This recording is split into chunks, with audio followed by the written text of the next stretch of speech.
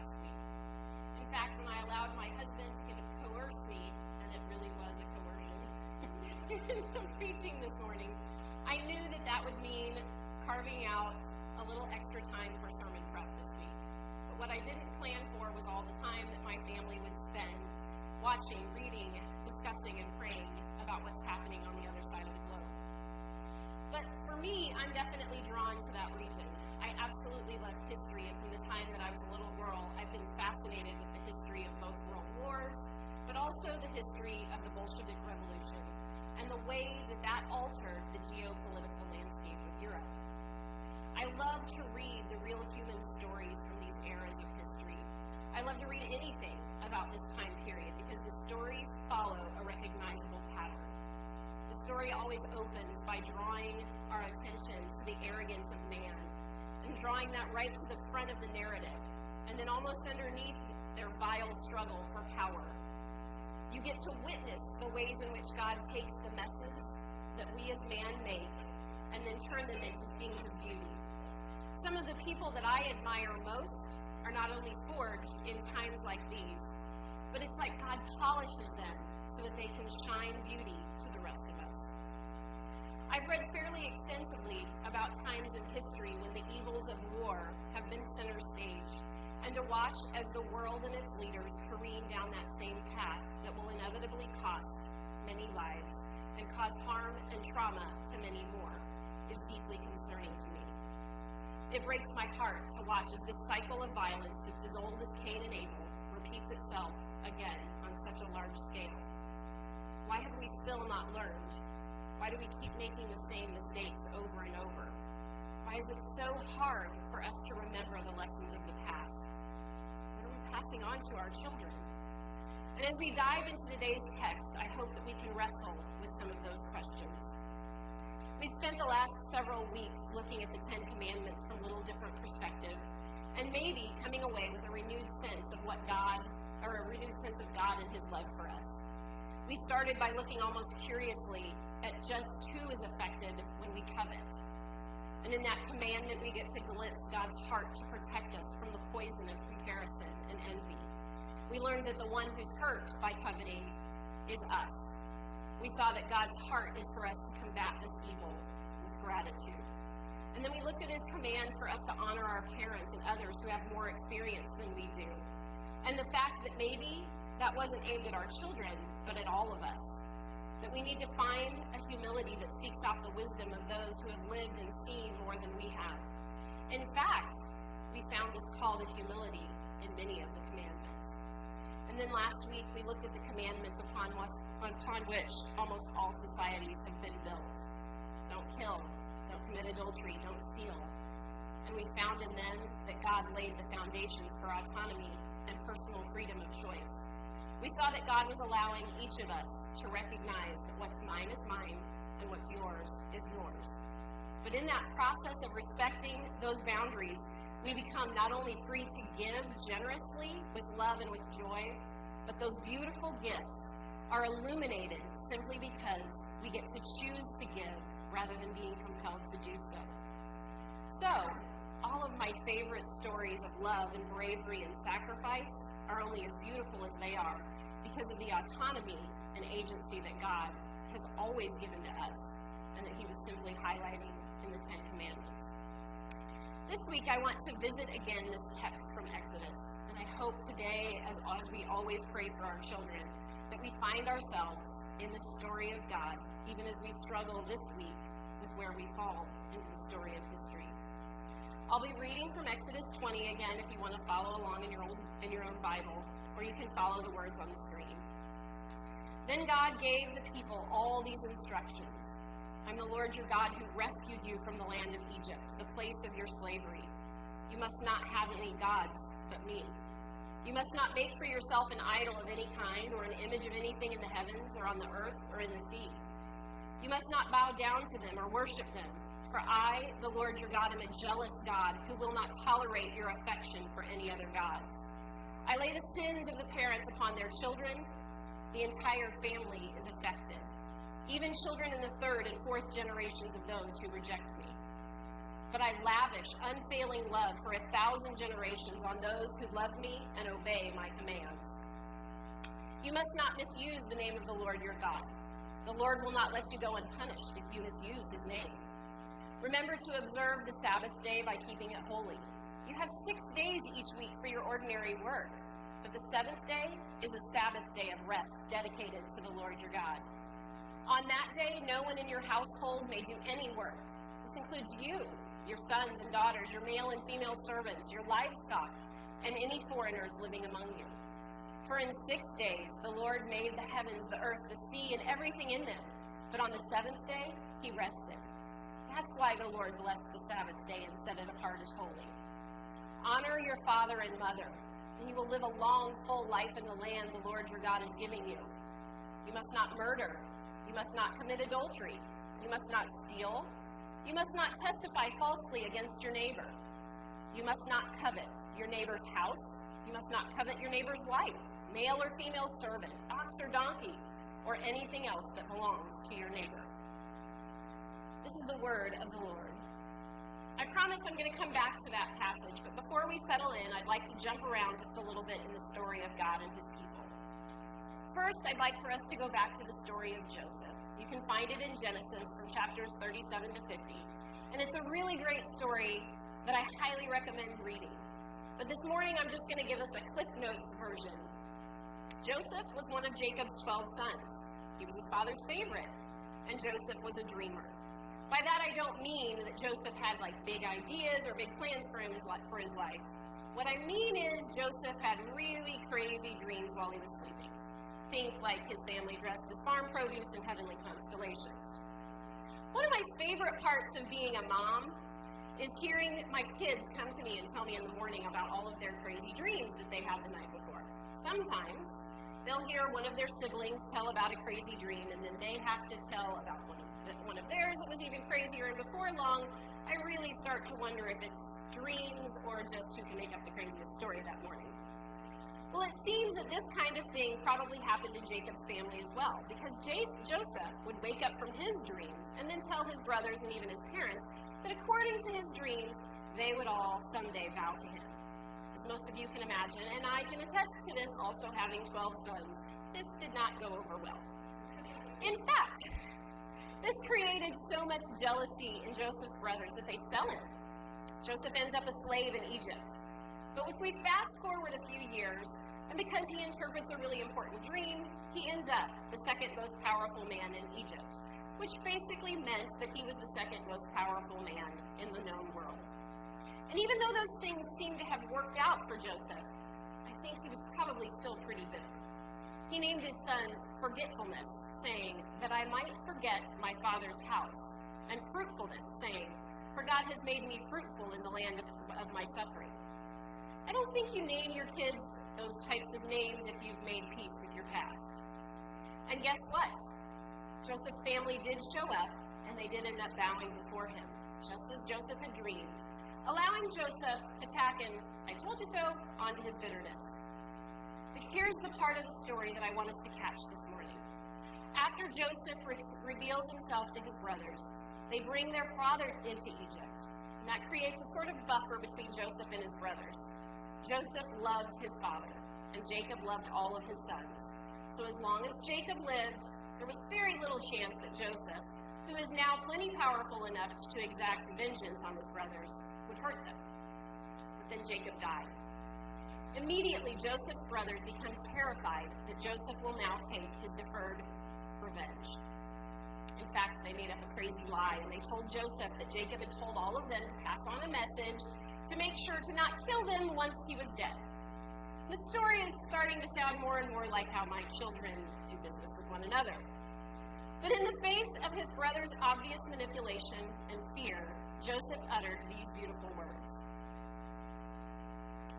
But Joseph said to them, "Do not be afraid. Am I in the place of God? You intended to harm me, but God intended it for good, to accomplish what is now being done, the saving of many lives. So then, don't be afraid. I will provide for you and your children." And he reassured them and spoke kindly to them. I don't don't know that we always catch the significance of the change that's happened inside of Joseph. He has gone from a cocky, overprivileged teenage boy bragging to his family that he will one day rule over them all, to a bitter and angry man with real power to exact justified vengeance. And then, somehow, to a humble man, giving comfort and support to those who harmed him. He's the same person, and yet he's radically different. Now let's fast forward a couple hundred years to the story of Moses, before we find him on Mount Sinai receiving the Ten Commandments. You can find his story starting in Exodus chapter 2. But once again, I'm only going to hit the high points. Moses was born into the family of Joseph many years later, and now the whole family, called the Israelites, are slaves to the Egyptians. Things are not great. Because they're having so many kids, the Israelites were in real trouble. The Egyptians are actually in the process of murdering all the Israelite boys under the age of 2. Moses' mom manages to hide him from the massacre, and in a miraculous turn of events, Moses ends up being raised in the very house of Pharaoh, the leader of the Egyptians. He grows up with the strange realization that though he has access to luxury and power, his blood is really the same as the slaves making the bricks. He's forced to run away from Egypt after it goes public that a moment of anger turns to murder. He spends years in the desert creating a whole new life with his own family and a new career consisting of a bunch of sheep. And then God shows up, and he asks him to go back to those people who were left behind in slavery. God asked Moses to go back to the family who had hid him and guaranteed Moses' survival, while an entire generation of boys perished. Moses argues with God, but he's not the man. He argues over and over with God, and I love that. He argued. He actually told him no. He claims he can't speak well, let alone lead an entire group of people. He claims the people will never listen, and he goes on and on and on. But ultimately, he gave in, and he traveled back to Egypt. Once there, neither Pharaoh nor Moses' own people, to be honest, were excited to see him. Pharaoh obviously refuses to let the Israelites free. Not a really great start to his new job as deliverer. Most of us know the story of the 10 plagues, ending with the Passover lamb and the deaths of the firstborn of any house that wasn't covered with its blood. Many of us have heard from childhood the miraculous way the Israelites walked out of Egypt, only to find themselves stuck at the Red Sea with the army of Pharaoh in hot pursuit. We know very well the story of how they walked through the sea on dry ground, and the fact that they sang and danced at the victory that God had clearly won for them. And of course, we've all heard how quickly the Israelites get upset with Moses and begin blaming him because they fear not having enough food or water. That's one of our favorite parts to talk about, I think, how quickly they turned. We've shaken our heads in judgment, wondering how they could jump so quickly from celebration and gratitude to anger, fear, and resentment. How could they forget the feel of the dry ground under their feet as they walked through the middle of the sea? How could they forget the cries of the Egyptian army as the water washed over them? What's happened? We get a front row seat as Moses has to go to God time after time after time, begging for wisdom for himself and forgiveness for this people. And if we look close, we see again a man changed. Just like Joseph, somewhere along the way, Moses changes. This man who stood at a strange campfire arguing with God about how unfit he was to lead becomes the epitome of leadership as he intercedes for his people. And into this story of a changed man and the birth of a nation, we find God giving this group of 10 commandments. And this morning I want to look at one specific part of this list that I think often makes us really uncomfortable. You must not make for yourself an idol of any kind or an image of anything in the heavens or on the earth or in the earth. You must not bow down to them or worship them, for I, the Lord your God, am a jealous God, who will not tolerate your affection for any other gods. I lay the sins of the parents upon their children. The entire family is affected, even children in the 3rd and 4th generations of those who reject me. But I lavish unfailing love for 1,000 generations on those who love me and obey my commandments. As I read those words, I find myself struggling to articulate all the things that fly through my head. Obviously, on first read, it kind of just sounds like a pretty awful threat. But as I spent time with it, I started to hear something else. Chris mentioned last week that after his first sermon in this series, just 3 short weeks ago, I had some thoughts I foolishly shared with him. And he told me I should shape those thoughts into this sermon. I believe that he even told you that I had things I wanted to share with you. And I'm here to tell you that he stretched the truth. I'm not a big fan of public speaking, but for some reason I agreed.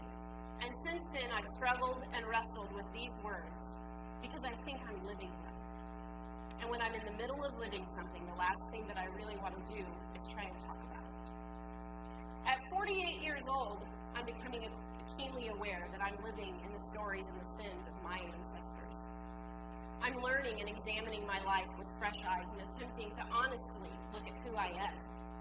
I'm learning to look at my past and how it affects my present in the hope that I can imagine a better and more healthy future for myself and my family. We all love a good story. In fact, whenever Chris preaches a sermon that's too dry, with too much nerd work in it, when I read it, I usually tell him, you need more stories. Science even tells us that stories are the very bedrock of our society. We need them. They bring order to our chaos, and they allow us to organize the past, make sense of the present, and help us to imagine a future. Stories are really important. Chris talks often about the fact that the majority of the Bible is written in narrative form, and the 10 Commandments are part of that narrative. They're part of the story. They're part of the story of God and his people. We've spent several weeks now finding inside the 10 Commandments the love and heart of a father who really only wanted the best for his children. Which makes me wonder, why did God throw this in? I lay the sins of the parents upon their children. The entire family is affected, even children in the 3rd and 4th generations of those who reject me. Other than the obvious explanation that fathers are masters of loving us while also sounding threatening, I'd like to look just a little deeper. What if Chris is right, and underneath all of these commands is a God who's looking out for the well-being of his children? And what if God knew that life is busy and crazy and complicated, and it can be really easy to get so caught up in that just getting through the day, and then we forget how much of an impact we actually have on the future, especially if we have kids. What if God knew we needed to be reminded that when we create idols, our kids who learn by our example will see us worship those idols, and then will likely do the same as well. But we're all good Christians who would never make idols out of wood or gold. We would never bow down and worship them, right? But what if we think that this same principle applies to the things we allow to drive our lives? What if he was also warning us not to become consumed with money or power or greed? Because that would likely mean that our kids would also serve those gods. What if our whole world revolves around food or security or success? How likely is it that our kids will imitate that? What if we forget that he's the God who rescued us? Or worse yet, we spend our lives trying to convince ourselves that he's not even there. Can those become idols? And this is the truly terrifying question to me. Is it possible to take a list like these 10 Commandments and strip them of all the love and care and grace and simply obey them like a checklist and make them into an idol? And if we do that, then what gets passed on to the 3rd and 4th generation? I don't know if you remember the story that Chris told last week about running into Quick Trip to get a cup of coffee and leaving our oldest son in charge. Or the fact that Chris's one admonishment, designed to keep our children safe while he was out of the car, so quickly became an entire behavioral code. What if we have done the same thing with God's love? And if that's possible, what would that do to our children, our grandchildren, our great-grandchildren, and so on? Could it be possible for a loving relationship with a God of grace to become a religion that, though good for us, might only become a behavioral code rather than a relationship full of love with the God of the universe? Earlier, we ran through the high points of the stories of Joseph and Moses. And I spoke of the change that we see in both of them, if we simply look for it. But honestly, this happens all through the Bible. Noah, Job, Abraham, Joshua, David, Peter, Paul. There's also the stories of Ishmael, Tamar, Samson, Jonah, Jabez. Each one of those stories hold an entire lifetime of days and choices, decisions that affected not only them, but their descendants. Every single one of them left a mark. How often do we tell their stories without thinking of what it was to actually live their lives? Do we think of the confusion and anger that Joseph must have felt as he was a prisoner? Not to mention the loneliness. Do you think Joseph prayed while he was in prison? If so, what do you think those prayers were like? And even more important, how do you think that it impacted his son to be named Forgetfulness? With a story that came attached to the name about how your dad did time because of his jerk brothers. Do we wonder about the internal struggle Moses might have had at realizing that his parents, his sister and brother, were still living as slaves while he spent his days in luxury, learning to read and write? Did he live in constant conflict? Could childhood guilt have driven Moses' reluctance to join God's rescue plan? Did survivor's guilt over being the only boy in his generation to survive affect the way Moses lived his life? Did his kids know these stories?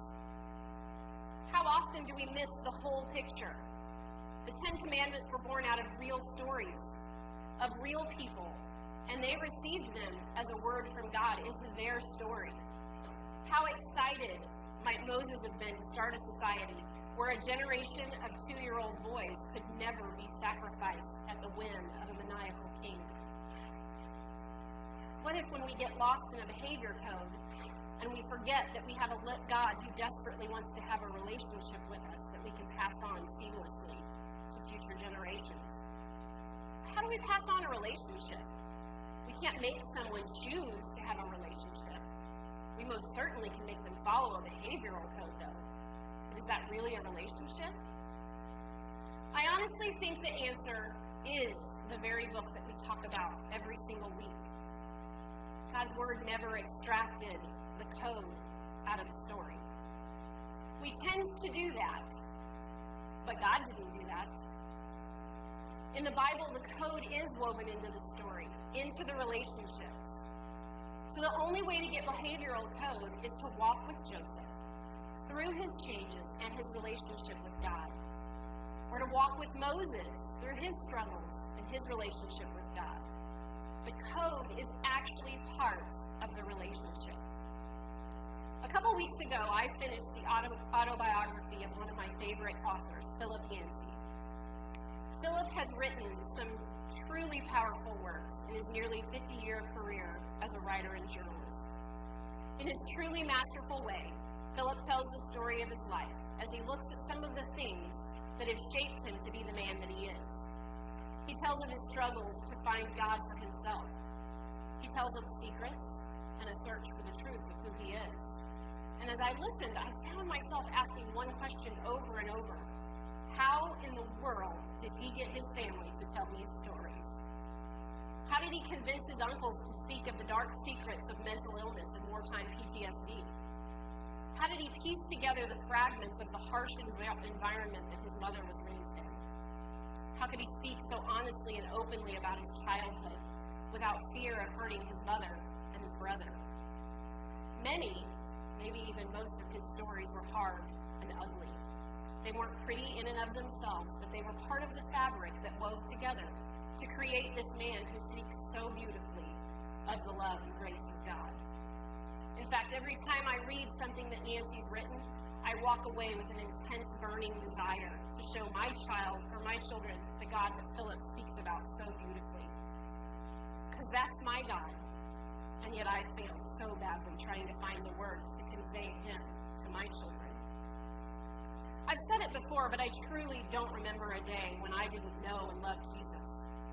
From some of my earliest memories, I've always known that God loves me. I've told my children of how he miraculously healed me of asthma when I was 18 years old.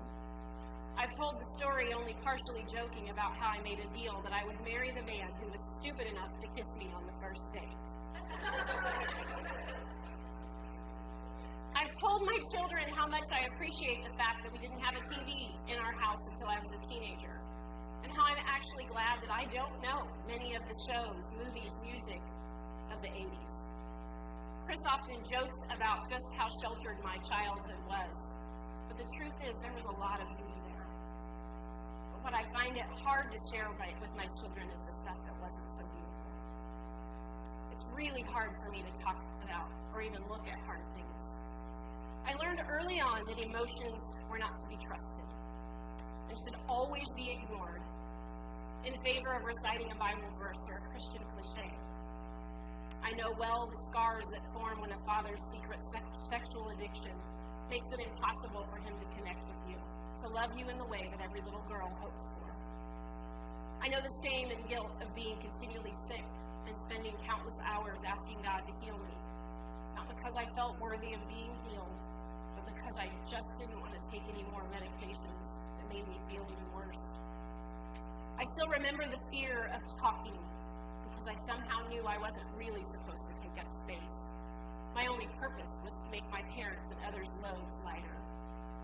I know what it is to wake at night and hear my parents whispering about my dad's attempted suicide. And I know about the utter exhaustion that my mom was living through trying to help my dad fight a battle that she didn't understand. Mostly, though, I know what it is to never speak of these things. To listen as other people speak so highly of my parents, and to feel as though those people are complete strangers to me. But above all, I know to never mention any of those things. You see, I know what it is to carry the sins of my parents, and probably their parents before them. I've pieced together, because my family really doesn't talk, enough of my family story to know that many of the burdens that I carry were handed down to me because that's what families do. I know what it is to carry these things into my marriage and my family, and then to hand them off to another generation. I've grown far more capable in the past several years at speaking of these things. But as I read Yancey's book, and as I looked again at this list of 10 protections that God had laid out for us so very long ago, I thought about this odd warning that sounds so much like a threat. What God am I handing my kids? Am I handing them stories of a God who loves and wants what's best for them, while not talking about how God is showing up in my hard places, simply because I don't want to talk about the hard places? And if I only show them half of the God I actually serve, am I handing them an idol? We love to talk about how my great-great-grandma prayed that God would heal her son's backward feet, and then actually watched as his feet turned around. It's a family story that everyone loves to tell, but we usually leave out how hard it must have been for her to watch the destruction that was caused by my great-grandfather's alcoholism. God was there for both of them. By only telling half the story, am I passing on an idol? If I don't tell my kids about the dark parts of their grandparents' story, aren't I forced to leave out how, with God's help, their grandparents have defied the odds and built a loving, strong relationship, despite infidelity and addiction? And if I don't tell those stories, can they know that God has used them to shape who I am and the struggles that I face? And if they don't know that, can they really understand the life that each of them are living? Am I really handing my children a real God, the God that I know who has shown up in my darkest moments? If I don't include all the stories, if I'm unwilling to include the sin and the brokenness both of my past, but also of my present, am I passing to the third and fourth generation the true God, or simply an idol? In all the greatest stories, from Adam and Eve to Noah, Abraham, David, Paul, Jesus, really every war and struggle, whether big or small, throughout all of history, we find the God who shows up, the God who sees us, not only in the moments of greatest triumph, but in the moments of weakness, the moments of pain, the moments where it seems that all is lost. God saw to it that we heard the stories that weren't pretty, He included them in his Bible, and he commanded his people to tell these stories to their children. All of them. Not just the happily ever after moments. He included the bad and the ugly, the lies and deceit, the rapes, the massacres, the murders, the suicides, the judgments. And then he told us to talk about all of them. Listen, O Israel, the Lord is our God, the Lord alone. And you must love the Lord your God with all your heart, all your soul, and all your strength. And you must commit yourselves wholeheartedly to these commands that I'm giving you today. Repeat them again and again and again to your children. Talk about them when you're at home and when you're on the road, when you're going to bed and when you're getting up. Tie them to your hands and wear them on your forehead as reminders. Write them on the doorposts of your house and on your gates. Somehow, even in this list of commandments that God gave to his people, if we simply choose to look, we can find a God seeking to show us love and protection. His desire for us to find ways to live in relationship with him in all of our stories. And then to pass those commandments, those stories, those relationships that go with them to the future. I want to visit one more story this morning. And this story is found in Genesis 25 to 49. And it's the story of Joseph's father, Jacob. And once again, I'm only going to hit the high points. Jacob is born to Isaac, Abraham's son. He's the younger of a set of twins, and he spends the majority of his life conniving and jockeying for a better position. He steals his older brother's blessing and inheritance and ends up having to run for his life. He spends years in another land building his own family, of which Joseph becomes one of his sons. When he returns to his homeland, he's still living with the guilt of the stolen blessings and the fear of his brother's anger. On his way home, he's told by his servants that his brother Esau is coming to meet him. Jacob springs into action and separates his massive holdings in his family into groups, so that if his brother attacks one group, he and the other groups might get away. Yep, he was that kind of guy. And on that fateful night before he met his brother, Jacob sends his wife and children to a place across a brook where he hopes they will find safety from his brother. Genesis 32 records the next part of the story this way. But Jacob stayed behind by himself, and a man wrestled with him until daybreak. When the man saw that he couldn't get the best of Jacob as they wrestled, he deliberately threw Jacob's hip out of joint. The man said, "Let me go, it's daybreak." Jacob said, "I will not let you go until you bless me." The man said, "What's your name?" He answered, "Jacob." The man said, "But no longer. Your name is no longer Jacob. From now on, it's Israel, God wrestler. You've wrestled with God, and you've come through." In this story, we see another man changed. The change happens in the breaking of a hip, and it's so deep that it facilitates the changing of a name. That's what I want us to all notice this morning, the name. The name Jacob means deceitful, sneaky, cheater. And up to this point, that had pretty much summed up Jacob's life.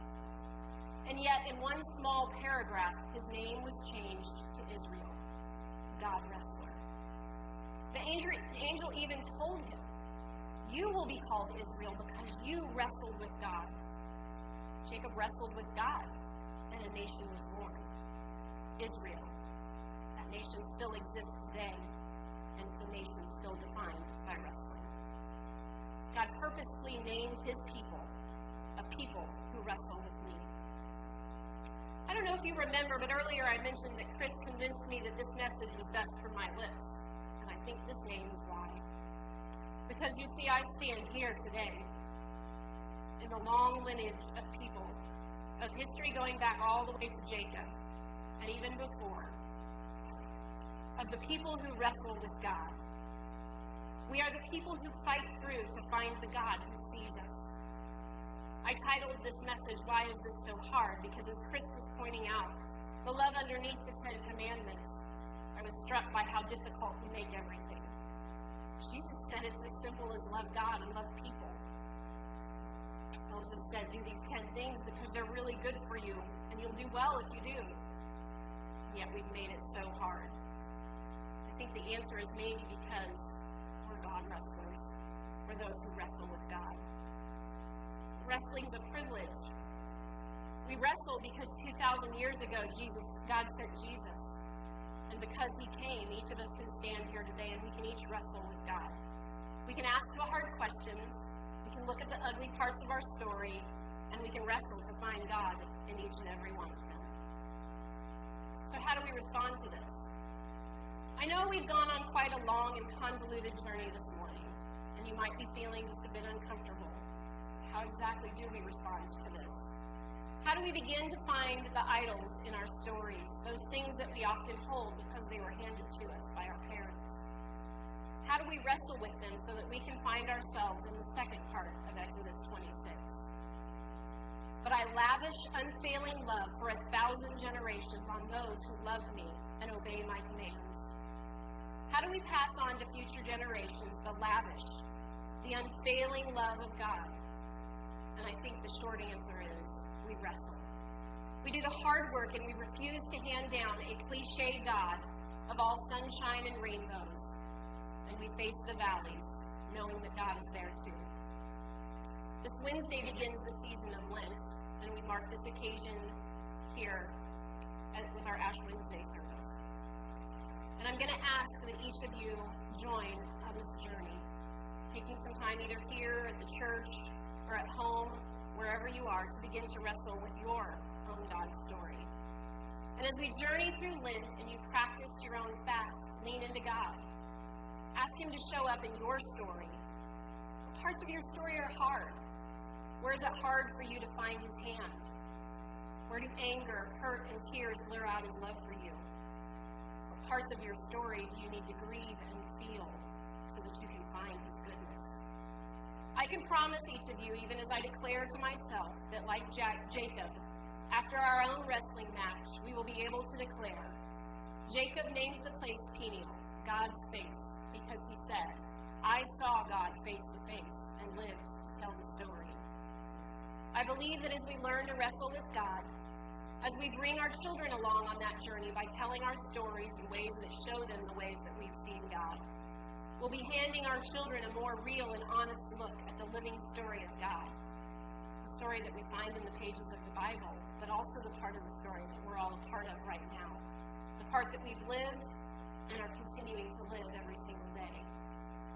And what if, in doing that, we can help our children to find themselves in this very same story that God's writing? And what if, in that, they can also see that the God of Jacob, Joseph, and Moses, and you is also their own